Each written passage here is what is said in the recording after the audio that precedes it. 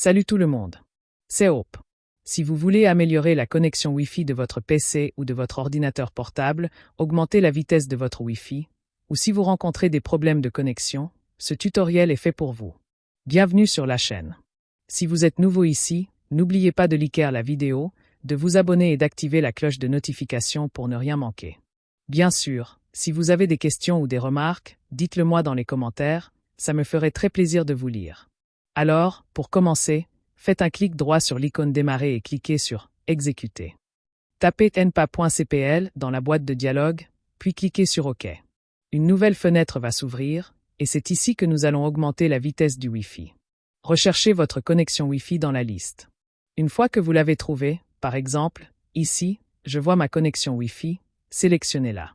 Ensuite, faites un clic droit dessus. Cela fonctionne à la fois sur Windows 10 et Windows 11. Après avoir fait un clic droit, cliquez sur Propriétés. La première étape est simple et assez courante. Si vous l'avez déjà fait, vous pouvez passer à la suite. Sélectionnez Protocole Internet version 4, TCP/IPv4, puis cliquez sur Propriétés. Là, vous devez entrer les adresses DNS préférées. Par exemple, 1.1.1.1 comme DNS préféré, 1.0.0.1 comme DNS auxiliaire. C'est un DNS cloud très performant. Sinon, vous pouvez utiliser le DNS Google. 8.8.8.8 comme DNS préféré.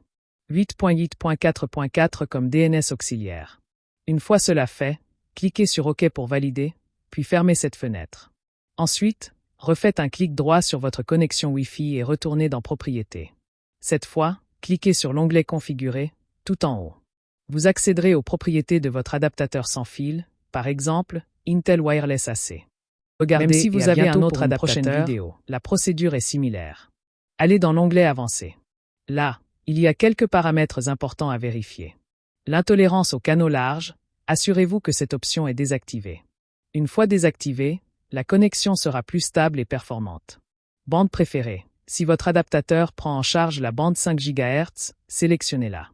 La bande 5 GHz est souvent plus rapide et plus performante. Agressivité de l'itinérance, réglez cette option sur faible.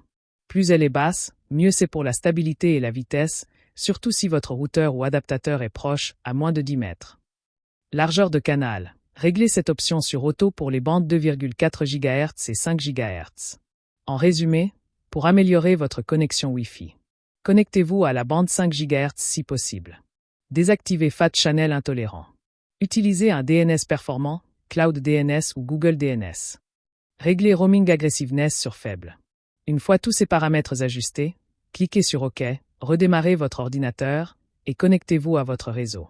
Si vous voyez deux connexions Wi-Fi, une en 2,4 GHz et une en 5 GHz, essayez de vous connecter à la bande 5 GHz.